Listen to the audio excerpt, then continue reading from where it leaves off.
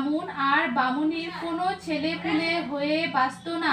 তারা দুজনে পরামর্শ করে একদিন তীর্থে যাবার জন্য বেরিয়ে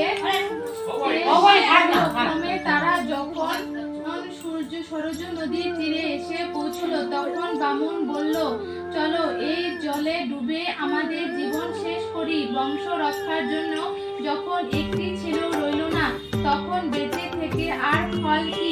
এ কথা বলে তারা নদীতে নামতে লাগলো।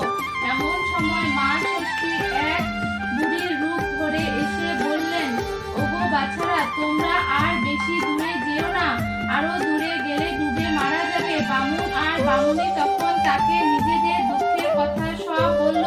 মা ষষ্ঠী সব শুনে বললেন, দোস্ত, তোমাদেরই বাছা সদ্যজাত শিশুর কান্না শুনে অহংকারে মত্ত হয়ে তোমরা সব সময় আমায় বলতে, বাবা আপদ গেলে বাঁচি।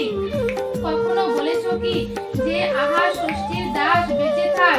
সেই পাপে তোমাদের এই দুর্দশা। বামুনি তখন বুড়ির পায়ে ধরে বলল, কে তুমি বলো মা? বুড়ি বললেন, আমি মা ষষ্ঠী। শোনো, এই চৈত্র মাসে সন্ন্যাস করবি আর শিব পুজো করবি। সংক্রান্তির আগের দিন উপোস করে থেকে লীলাবতীর পুজো করে নীলকণ্ঠ শিবের ঘরে বাতি জেলে দিবি। তারপর আমায় প্রণাম করে জল খাবি। একে বলে নীল ষষ্ঠী দেবী। এই কথা বলে অদৃশ্য হয়ে গেলেন। এরপর বামুন আর বামুনি দেশে ফিরে এসে নীলের দিন খুব ভক্তি আর নিষ্ঠার সঙ্গে নীল ষষ্ঠী ব্রত করল।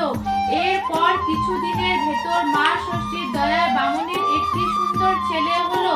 মা ষষ্ঠীর কথা মতো তার কোনো অনিষ্ট হলো না।